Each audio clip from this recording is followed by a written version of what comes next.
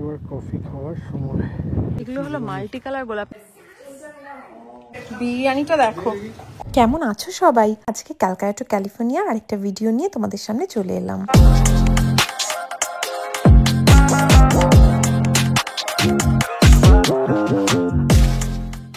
আজকে একটা শনিবার, সেজন্য আমরা চলে এসেছি আজকে গাছ কিনতে।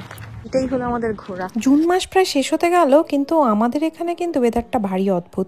মানে সকালে আর রাত্রিরে বেশ ঠান্ডা, আর সারাদিন অসম্ভব গরম। তো যাই হোক, সামার এসে গেছে, গরমের ছুটি পড়ে গেছে, তাই ভাবলাম ব্যাকইয়ার্ডের জন্য কয়েকটা গাছ কিনি।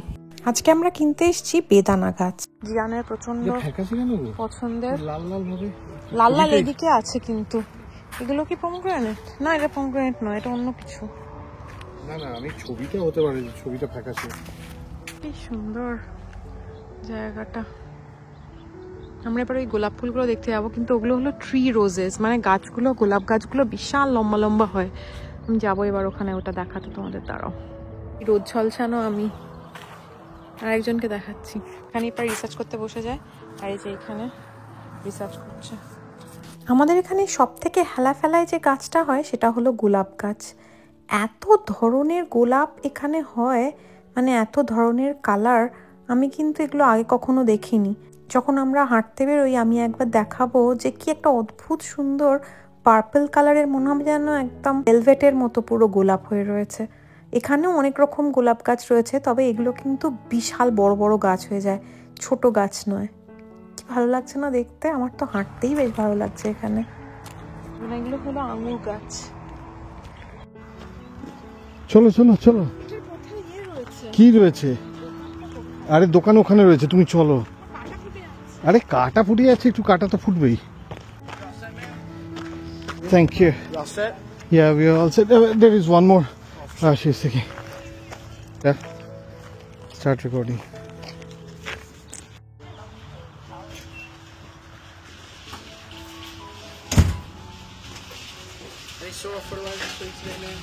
Yeah, that's pretty much what we have. Yeah, that's the one. I pay with a credit card? Yes, please. I do want to let you know we do have a 2% credit card. Yeah, that's fine. The total comes out to $63.13.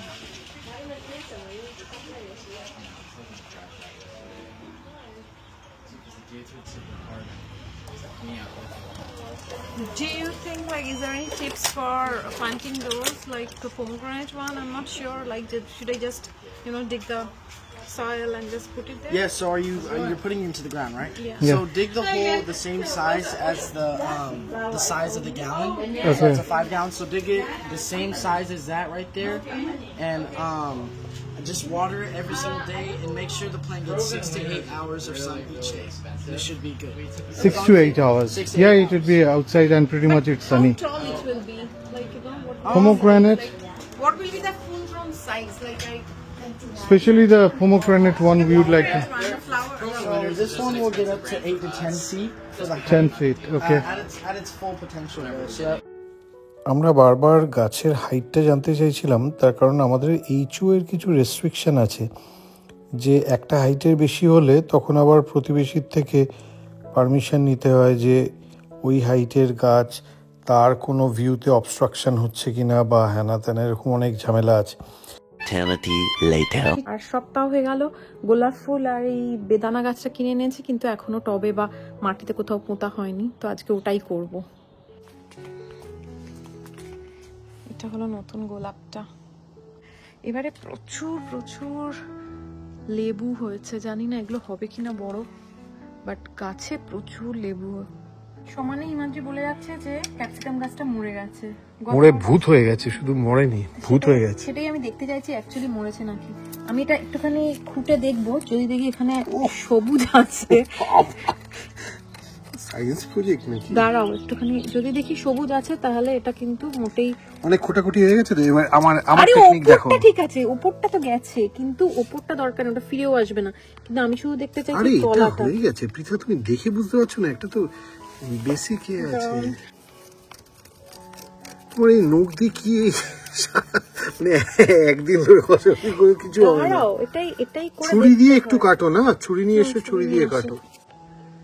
এইখানে লঙ্কা গাছে কিন্তু আমি কিছু কিছু জায়গায় দেখতে পাচ্ছি সবুজ পাতা আসছে কারণ আস্তে আস্তে ওটাও কিন্তু ব্রাউন ছিল, এখন দেখো পুরো গ্রিন হচ্ছে। না না না না, এটা অন্যরকম ব্রাউন ছিল আর এটা পুরো মরা ব্রাউন। জবা গাছ, সেকেন্ড বডি। এটা আমাদের পোমগ্রানের গাছটা এখানেই করে রয়েছে। কি আনছো বাবা? জৈনবিয়া তারাবাসিদ ভাই, না হাতের মধ্যে লাগবে না। ও আমি কেন বাঙাল প্রমোশন কি দারুণ বলতে শিখেছি। কত বছর বিয়ে হয়ে গেল। ফরওয়ার্ড শিখিয়েছি তাই। ক্যাপসিকাম গাছটার মতো জব গাছটাও মরেই গেছে। এখানে কিন্তু শীতকালে গাছগুলো এরকম শুকনো হয়ে যায়, আবার আস্তে আস্তে পাতা বেরোয়, কিন্তু এবারে মনে হয় আর হলো না। কি বলছো? কি বলে ওটাকে? ভেন্টিলেশন। ভেন্টিলেশনে দিলেও কোনো না কোনো সময় সুইচটা অফই করতে হবে। হ্যাঁ অফ করতে হবে, কিন্তু আমি আমার ভেন্টিলেশন না, ভেন্টিলেটরে দেওয়া স্টেজ আর নেই। একবার এক্সপেরিমেন্ট করতে গিয়ে ভিনিগার মেরেছিল মনে না, তারপরে এখানে হাজার হাজার ফুল হয়েছে। হ্যাঁ ওটা হচ্ছে মরার আগে এই জেগে ওঠে করে ওঠে, সেইটা হয়েছে। মোটেই না ফালতু কথা। আমি এ করে দিচ্ছি পিতা। আজকে আমাকে তুমি জবা গাছ কিনে দেবে। আরে আগে বডিটাকে তো তুলতে দাও। দেখো রুটি নেই, এইটুকু মানে সব খেয়ে রেখে দিয়েছিল, এইটুকু রয়েছে, তাই জন্য তো মরে গেল। মানে ওই যে ভেতর দিয়ে ওটা কি ছিল, ইঁদুরের মতো যেগুলো ঢোকে সেইগুলো। আমার জবা চলে গেল। বেদানা গাছ এলো, কিন্তু এত তাড়াতাড়ি হবে না, 4 বছর লাগবে মিনিমাম। এইটা কিসের ফুল যদি বলতে পারো? দেখো তো আমার গাছটাকে এনে দেখা যাচ্ছে কি, অতটা চেষ্টা করছি না দেখাতে। এখানে সব গাছে আমরা মালচ তো অবশ্যই দিই, দুটো কারণে। এক তো ওপেন কখনোই রাখা হয় না, কারণ আগাছা বেরোয়, আর 2 নম্বর হলো এটা এখানে প্রচন্ড গরমও তো করে, ময়েশ্চারটা হোল্ড করে। হ্যালো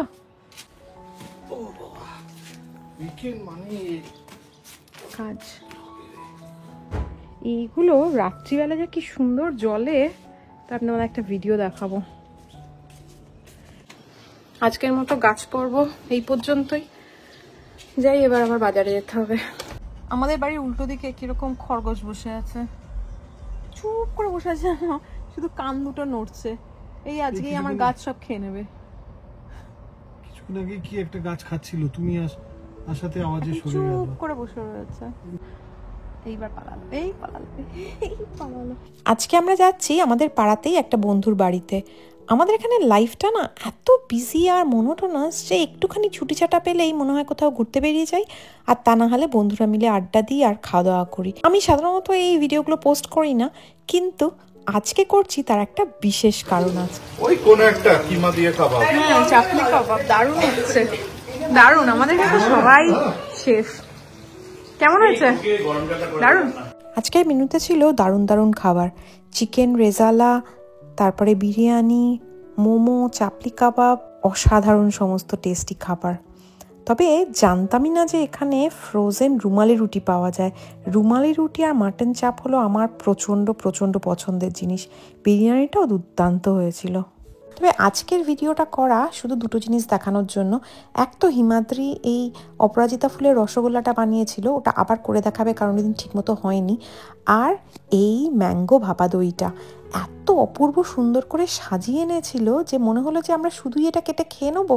তার থেকে বরং খোঁজা হলো সব থেকে কাছাকাছি কারো অনুষ্ঠান গেছে, দেখা গেল পল্লবীদের অ্যানিভার্সারি।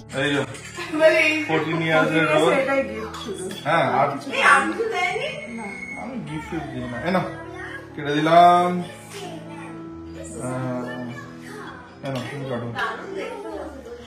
তুমি ধরো, এই তো ধরেছিলাম তো, তুমি কাটাটা হিজিবিজি করে দিচ্ছ। পরের দিন সকাল সকাল আমি আর ক্যাপ্টেন সুমিত আমরা রওনা দিলাম আমাদের বাড়ির খুব কাছে লিভারমোর শহরের পাশেই ব্রাশি পিক বলে একটা জায়গায় একটুখানি হাঁটাহাঁটি করতে। এটা 580 থেকে জাস্ট ডান দিকে একটা এক্সিট নিলেই কিছু দূর যাওয়ার পরেই খুব সুন্দর একটা ট্রেক করার জায়গা রয়েছে, যেখানটায় মোটামুটি 5 মাইলের মতো ডিস্টেন্স কভার হয় আর 1000 ফিটের মতো এলিভেশন। দেখো এইভাবে বলতে বলতেই পৌঁছে গেলাম স্টার্টিং পয়েন্টে। অনেকেই রাস্তার দুধারে গাড়ি রেখে হাঁটছে, কিন্তু আমরা দেখলাম পার্কিং লটটা সবে খুলে গেছে, তাই ওখানেই আমরা গাড়িটাকে পার্ক করে আমরা রওনা দিলাম আমাদের স্টার্টিং পয়েন্ট থেকে ব্রাশি পিকের উদ্দেশ্যে। আজকে আমাদের নতুন অভিযান উইথ ক্যাপ্টেন। আমরা চললাম একটা হাঁটার এতে। কতক্ষণ হাঁটতে পারবো ফার্স্ট টাইম জানি না, বাট লেটস সি।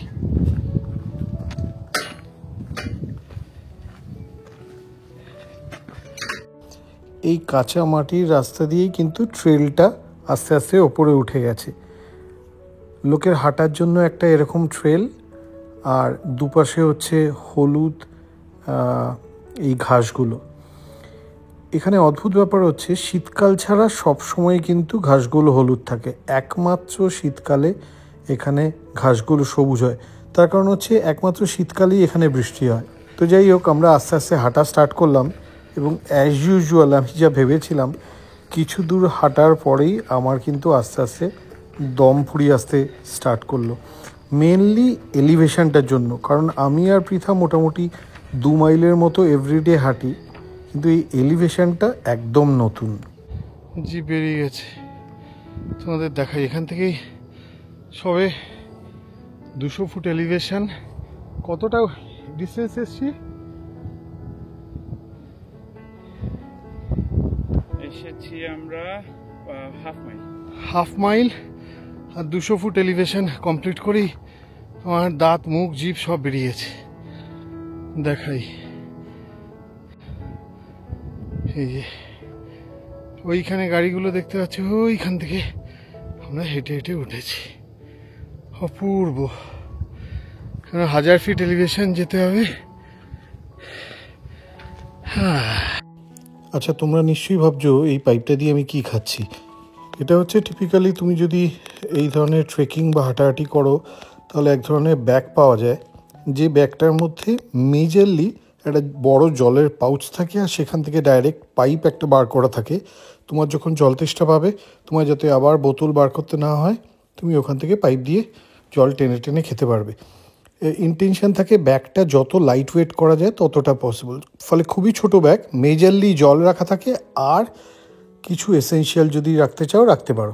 তো আমরা এইভাবে হাঁটতে শুরু করলাম। সরু রাস্তা দেখতে পাচ্ছ, কিছু দূর যাওয়ার পরে একদম জাস্ট একজন হেঁটে উঠতে পারবে আর একজন নামতে পারবে এরকম, এবং যথেষ্ট খারাপ। আমার তো মনে হয়েছিল মিনিমাম 20 ডিগ্রি ইনক্লাইনেশন ছিল ওখানে। তো এরকম করতে করতে আমরা মোটামুটি পৌঁছে গেলাম যে ফার্স্ট আমাদের যে সামনে টিলা বা পাহাড় যাই বলো তার পিকটাতে। অপূর্ব চারিদিক, দেখার মতো। দূরে লিভারমোর শহরটা দেখা যাচ্ছে, আর এখানে মাঝে মাঝে গাছগুলো, গাছের তলায় একটা বেঞ্চ, আর পাশে চায়ের দোকান আর তেলে ভাজার দোকান। এইটা হলে আর কিছু দরকার ছিল না। সুমিত হাঁটতো আর আমি বসে চা তেলে ভাজা খেতাম।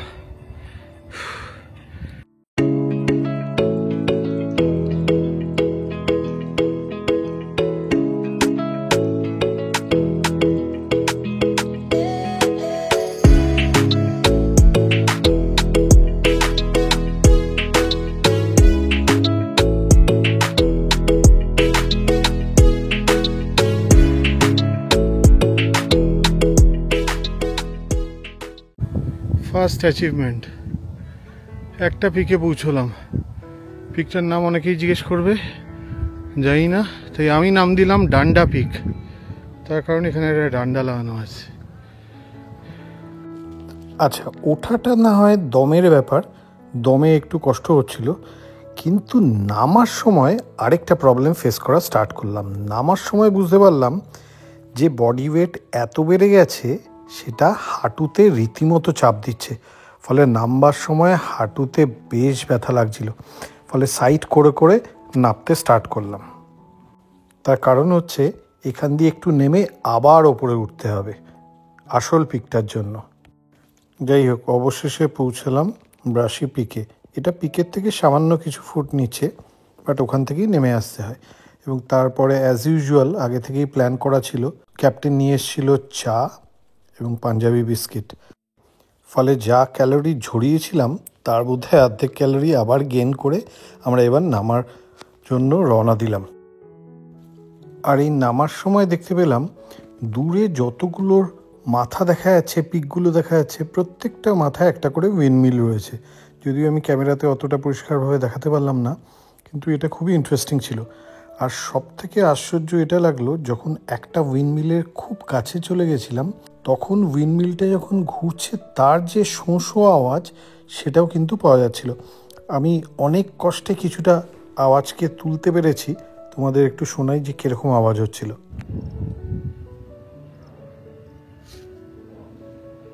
শোঁ শোঁ আওয়াজ করে ঘুরছে এগুলো। এত কাছ থেকে আগে কখনো আমি এদের দেখিনি, এরকম শব্দ ভাবা যায়। অবশেষে আমরা নেমে এলাম। ভিডিওটাকে আর বড় করছি না, আজকের মতো এখানেই শেষ করছি। খুব শিগগিরই দেখা হবে নেক্সট ভিডিওতে। ততক্ষণের জন্য সবাই ভালো থেকো, সুস্থ থেকো, বাই বাই।